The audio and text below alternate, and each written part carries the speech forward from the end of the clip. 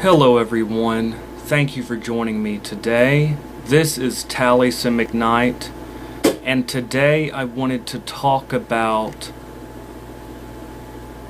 the Olympic spirits and how to work with them. And this is really geared towards those that want to get a start in evocation magic and in working with these spirits. Today I'm going to go over the basic process in which you can begin working with these entities. And I'm also going to go over some of the sources that people can go to if you really want to learn about this type of magic. So first of all, I wanted to remind my viewers that new videos come out every Saturday morning. And if you want to support my channel, then be sure and click my Patreon link below in the description box. So something that I wanted to go over a little bit before I go into depth about working with the Olympic spirits is one of the criticisms that people often throw at evocation practices. One of the criticisms that spiritual seekers often give towards evocation is that on the one hand, that it's not spiritual. Often people say, well, it has nothing to do with spiritual growth, how you don't have to work with this stuff to become enlightened. So there's often that charge thrown at evocation, that it has nothing to do with spiritual growth. And another thing that people often say is that it has nothing to do with empowerment, that why would you call on some other entities to do work for you when you can do spell work yourself? And I want to dispel that. I want to dispel that myth. When you begin working with planetary spirits, when you begin working with archangels, Olympic spirits, whatever you're working with in the planetary realm, this is a form of initiation, because as you work through the planetary spheres, it develops these aspects in yourself. If you're working a lot with intelligences of Venus, it'll help you to grow and evolve in that aspect of your life. So as you're working through the planetary spheres by evoking these spirits, it helps you to resonate with those spheres, and it helps you to develop in these areas of your life. So there is an initiation quality, there is an aspect of spiritual growth. So as you work through the planetary spheres with evocation, you are developing spiritually in the process. Not to mention the fact that you're getting into contact with higher intelligences that could help to evolve your knowledge, to help to instruct, to teach you, in a sense. So there is a quality of spiritual growth and initiation that comes naturally as part of the process of working with higher intelligences. I wouldn't say this is with any intelligence, okay? This does not apply to any spirits. If you're working, I would say when you're working with higher level entities, it helps to be a form of initiation and growth. And as for the other charge thrown at practitioners of evocation, that they're just calling on other entities to do the work, what about your own work? Once again, this is not true. When you work with evocation, when you're working through the planetary spheres, it helps you to resonate better with that planet, and it aligns you with that planet, which is a form of empowerment. So that when you go to work planetary magic, your own spells are more effective. So in a sense, as you work through Mars, Mercury, Venus, the planetary spheres, the more that you evoke these spirits, you're more resonating and connecting with that planet then this empowers you as a magician. It's not just about dealing with outside forces, it also empowers you. So as you get initiated into the planetary spheres, in a sense, your own planetary magic, the creation of your own talismans, your own, let's say, candle work, whatever, becomes empowered. So before I get deeper into the subject of Olympic spirits, I just wanted to quickly address these two charges, these two forms of criticism often thrown at evocation. People say on the one hand, it doesn't foster spiritual growth, and that's false. And they say on the other hand, it has nothing to do with empowering you as an individual. Again, that's false. Because as you work through the planetary spheres, it empowers you and it helps you to connect with these planets to where you are better able to manifest in your own life, in your own personal magic becomes empowered in the process. And your own personal growth is empowered in the process. So while that may be perceived by some to be sort of a digression from our theme, I think that it's very important. So, who are the Olympic spirits? The Olympic spirits are planetary intelligences. They are spirits of the astrological planets. And these are first found, clearly found, although I suspect that these same beings have been worked with for a long period before this. The actual title Olympic spirit and these names and sigils that we associate as being Olympic spirits first appears in the Arbatel of Magic. It first appears in a Latin grimoire published in 1575 in Basel, Switzerland, under the Latin title Arbatel de Magia Veterum, or the Arbatel of the Magic of the Ancients. It is divided up into 49 aphorisms, 7 sets of septenaries. In fact, you'll see the number 7 appear quite a bit in the Arbatel. This is a little grimoire full of spiritual exhortations, and it talks about the Olympic spirits. These Olympic spirits are worked with in a lot of grimoires, so that you can see that practicing Renaissance magicians actually worked with these spirits quite a bit. They appear in the complete book of Magic Science. They appear in the Secret Grimoire of Turiel. They appear in, let's see, what is it called? The Negromancy of Roger Bacon. They appear in the Grimoire of Armadale, not Arbatel, but Armadale. So they appear in various grimoires. They also appear in the Book of Oberon. So these Olympic spirits appear in many, many, many different grimoires. Actually work with these spirits. Like I said, the Arbatel, the Secret Grimoire of Turiel, the Armadale, many different grimoires work with these same specific spirits, but they first seem to appear in the Arbatel of Magic. So, how do you begin working with these spirits? First of all, I think it's important to stress that this type of magic is not for the beginner. So even though this video is for beginners, this video is good for beginners in evocation, it cannot be stressed enough that evocation is not a beginner type of magic. I think that it's important that you have some other basic foundations in place before you try to work with this type of magic. Now, there are different entities. There are different types of entities out there. With the more hot, fiery, hard to control, hostile spirits, it's important to have developed a certain spiritual authority so that you're able to constrain and command.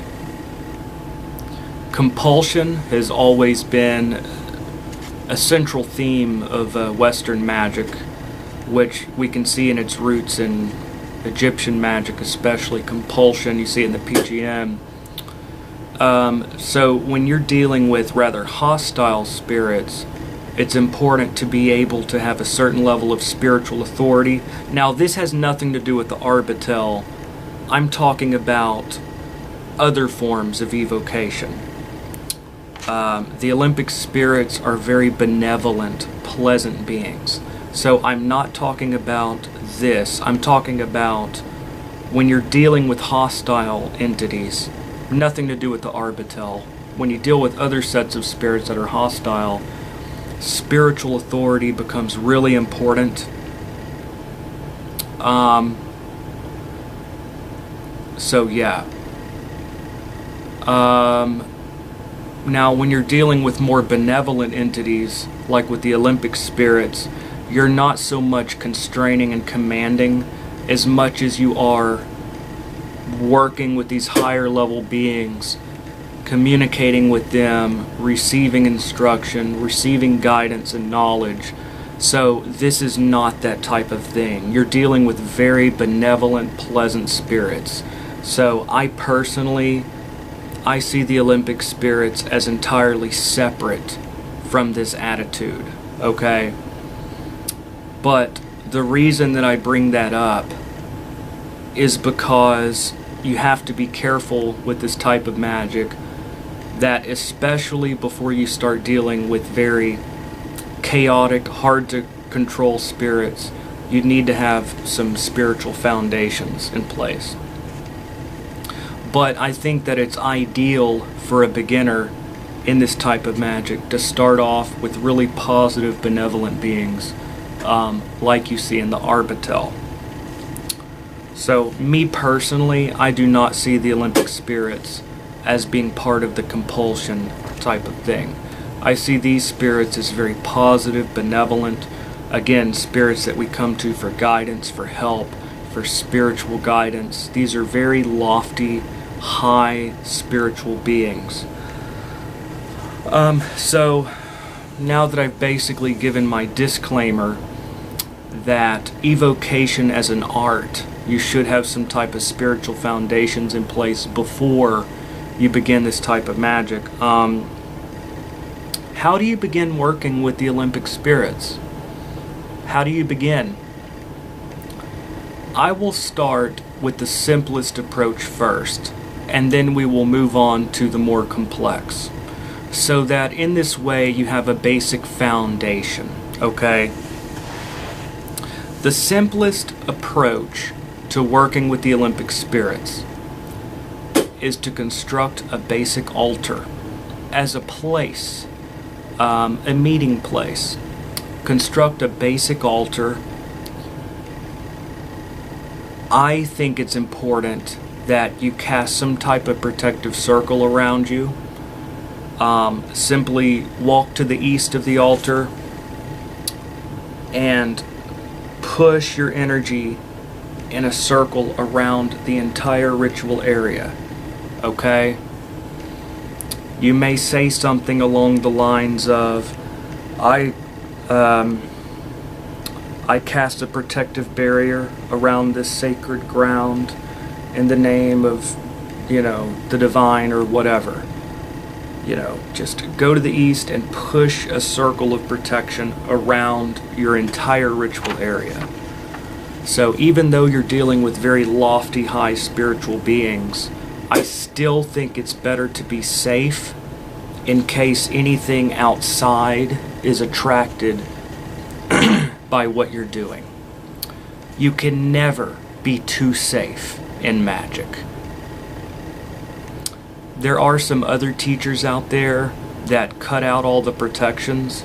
That is not me. And I've gotten private messages from people that have gotten seriously burned from working with these other approaches. So, safety first is what I teach.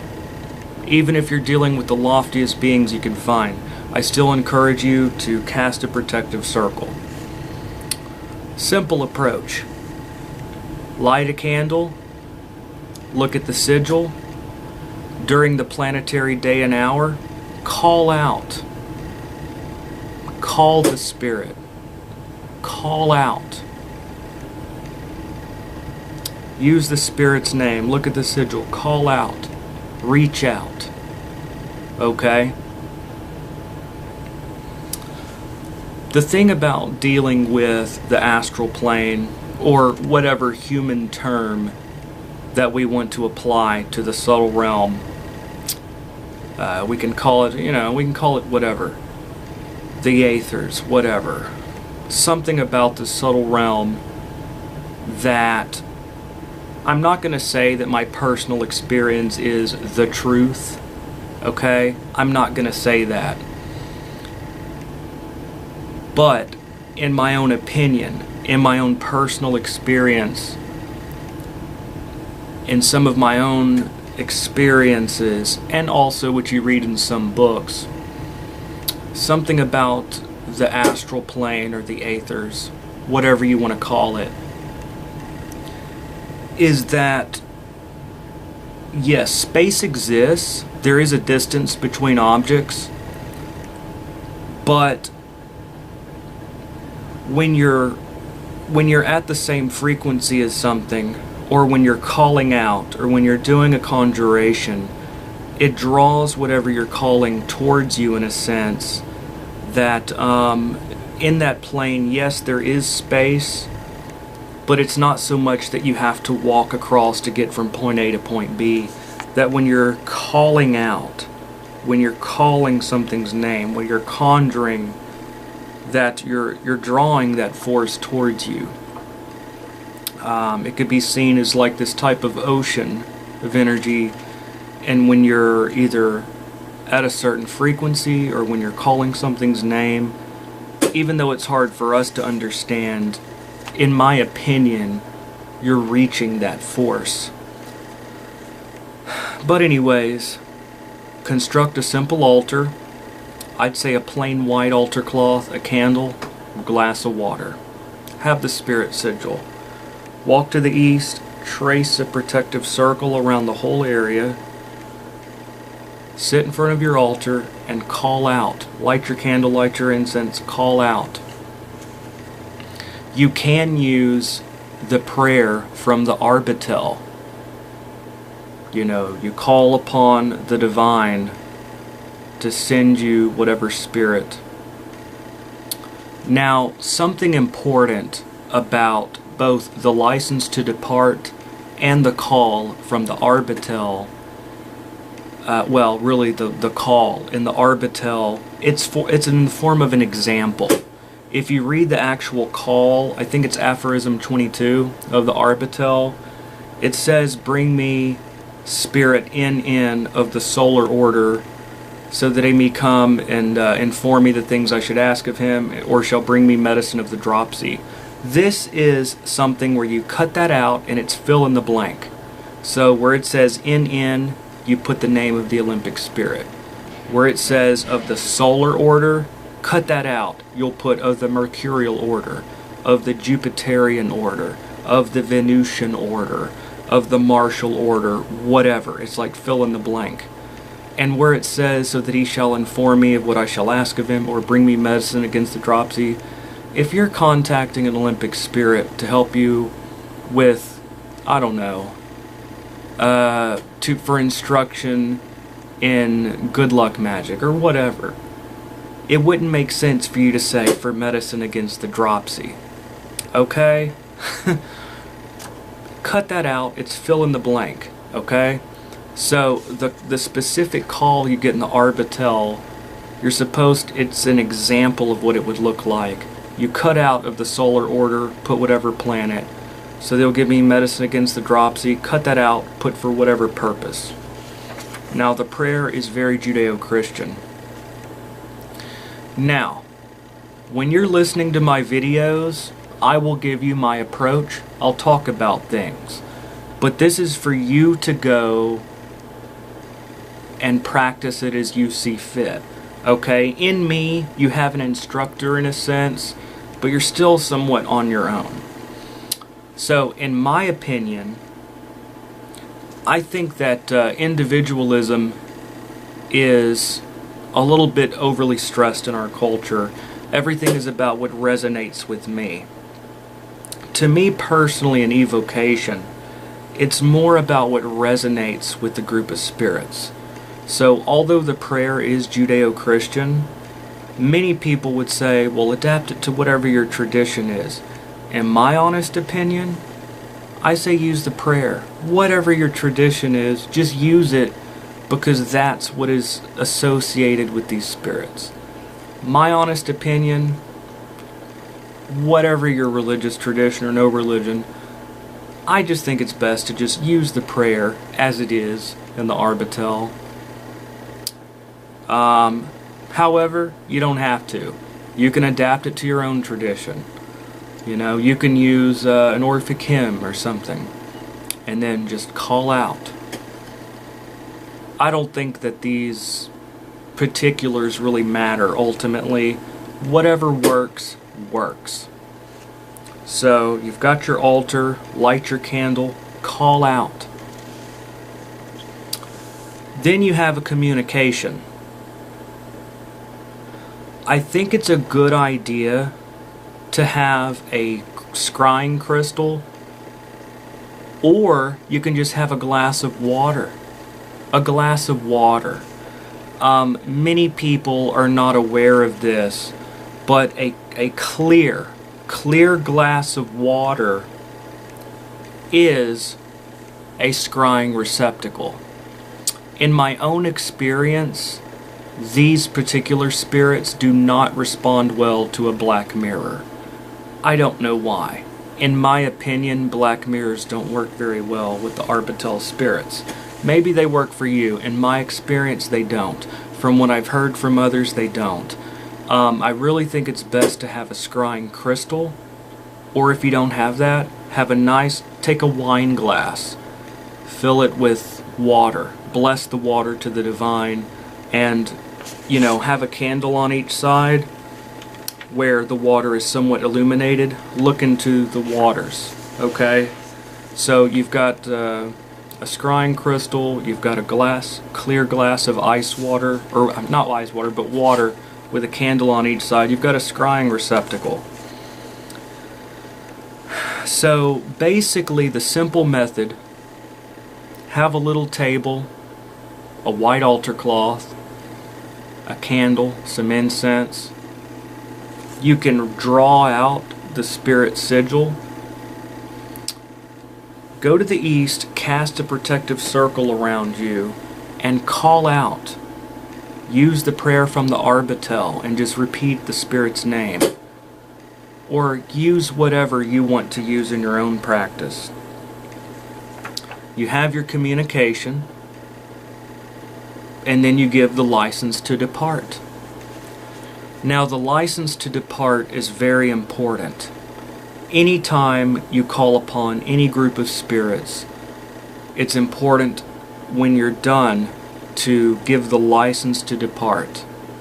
I bid you depart in peace, and be ready to come when I shall call you again. So that is the simplest way to work with the Olympic spirits. It's more in a devotional altar type of work. I do think it's important to have a call and a license to depart, and I do think it's important to cast a protective circle. So, now that I've covered the most basic way of approach, I'll get into some other methods. Another way of approaching this is to use so-called Hermetic Order of the Golden Dawn type of rituals. I've used this to very good effect. I've found the Golden Dawn rituals to be effective. So a lesser banishing ritual of the pentagram, or an LBRP, and a greater invoking ritual of the hexagram. So the greater ritual of the hexagram is used to invoke or banish a planetary force. So that's important. Excuse me. So if you are working with the Golden Dawn style rituals, a banishing ritual of the pentagram, followed by a greater invoking ritual of the hexagram to invoke the particular planet. Then I would cast a protective circle and use the Arbatel prayer to call the spirit, call its name, and communicate. Finish up by giving the license to depart, and follow up with the lesser banishing ritual of the pentagram and a greater banishing ritual of the hexagram to banish the planet. So that's a very simple approach. Some people have found success working with Trithemius's The Art of Drawing Spirits into Crystals. So if you want a more elaborate but yet an old school approach, I highly recommend this method, Trithemius's Drawing Spirits into Crystals. This is a little grimoire. It's more like an article, a little text that is ascribed to Trithemius, who was the teacher of Agrippa. He lived in the latter part of the 15th century, early part of the 16th century. Trithemius was the teacher of Agrippa, and many people believe was a teacher of Paracelsus. There is a text called "On the Art of Drawing Spirits into Crystals" that is attributed to him. It is a very simple method. I have never heard of someone using this method and it not working. Ever. Every time I've heard someone use this technique, it has produced results. So Trithemius's Art of Drawing Spirits into Crystals is ascribed to Trithemius of the 15th, 16th centuries. However, it's not known for sure by scholars whether he actually wrote it or not, because the text first appears in Francis Barrett's The Magus in 1801. Now, Francis Barrett was the great plagiarizer. He takes a lot from Cornelius Agrippa. He takes a lot from various sources. So it's very unlikely that he actually wrote it. He must have gotten it from somewhere, probably some manuscripts that he had received. Whatever the case may be, Trithemius's Drawing Spirits into Crystals is a very powerful and effective and simple method. In fact, in my opinion, if you want to work with traditional spirit summoning magic and you're a beginner and you don't want to have like really elaborate tools and stuff, I highly recommend this method. Now, Rufus Opus has written a wonderful book. If you are a beginner in evocation magic, I highly suggest that you purchase this book. This book is called A Modern Angelic Grimoire by Rufus Opus. I highly recommend that you go to Amazon and you buy this book. So, if you're a beginner in evocation magic and you want a very simple text that can give you clear, step-by-step instructions, safe and effective instructions, when you do evocation, two things are important: safe and effective, okay?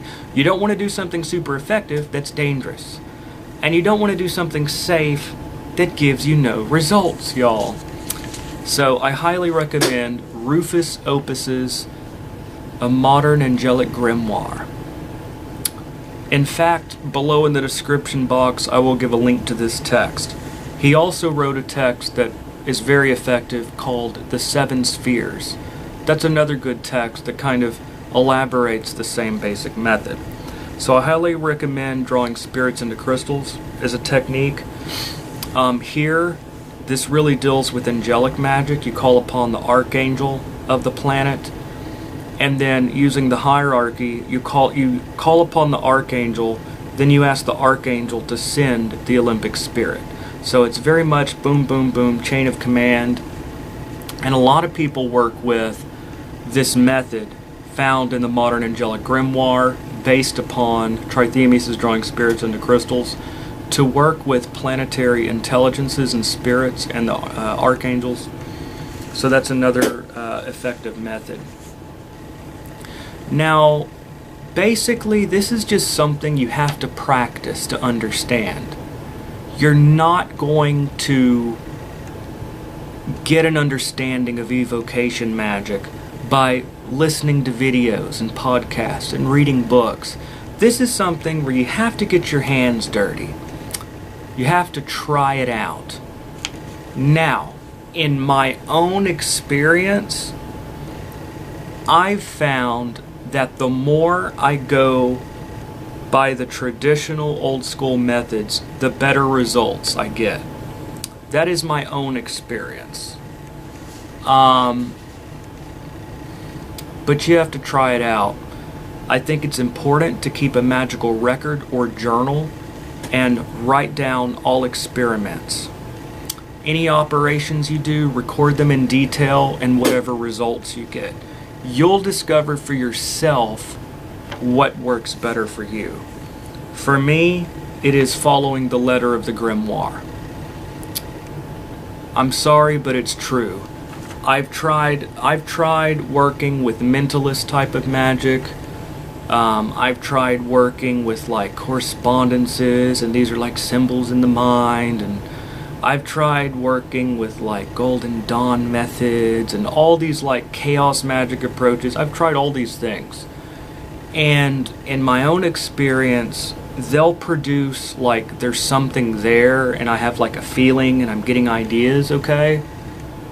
But in my own experience, the like knock you on your ass, something is right in front of me and I'm interacting, like the real like powerful knock your ass type of evocations in my own experience has come by following the grimoire to the letter. So I know that's an unpopular opinion. Many people will say, Taliesin, you don't have to follow the letter of the grimoire. You can do anything. Anything can be magic, anything can be anything as long as it feels good and it resonates. But in my own practice with evocation, to me evocation is a creature unto itself. This is not candle magic or, dealing with puppets or anything like anything that is any other type of magic. This is a creature unto itself. In my own experience, the closer I go to the letter of the grimoire, the more powerful the results. Now, I'm not saying that you have to believe this. I'm not saying that this is the truth. Discover for yourself. Try it out. I'm not saying you have to believe me or take my word for anything. You're here to listen to my videos and go try your own experiments. However, I have had experiments and I have discovered for myself what works. For me personally, the closer I go to the grimoire, the more effective. So in my own experience, if a grimoire says to get a hazel wand during the day and hour of Mercury while the moon's waxing in Virgo, I do it. But that's my approach. But, that's a little bit different. Here, we're dealing with the Olympic spirits. And I really don't think all that's necessary for this group of spirits. I think the Olympic spirits are very easy to work with. So I'm not saying that you need to do something real elaborate. In my own opinion, the Olympic spirits are very easy to work with. You don't need all that. So you can do the simple approach. Make an altar. Cast a circle around yourself. Just trace it out. Call upon it. Have a communication. Give it a license to depart. You want the Golden Dawn approach? Try that. If you really want a more elaborate method, a more traditional method, I would try Trithemius' Drawing Spirits into Crystals.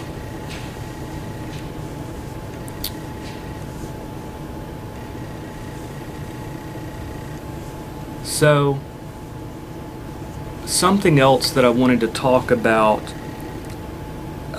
before finishing up, I wanted to talk about talismans and offerings as something that helps to bring the spirit to a more material level. As with everything, this is something you have to experiment with and see what works for you.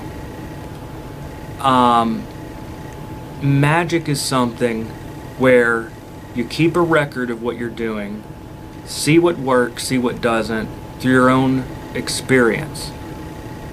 But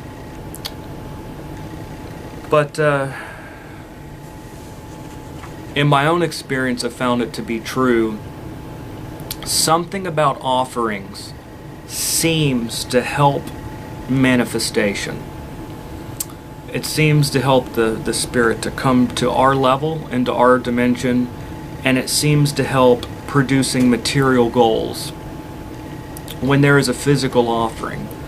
I don't know if it's that the spirit has to come more into our dimension in order to consume the offering, and therefore it's empowered and it can more create and manifest, or if it has to come down to our dimension more to consume the offering, therefore you can see it more.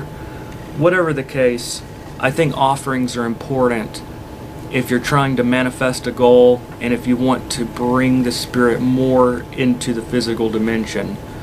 Offerings can be the form of incense, copious amounts of incense, where you expect it to manifest,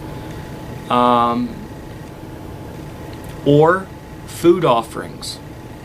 Food offerings, some bread and honey, or whatever.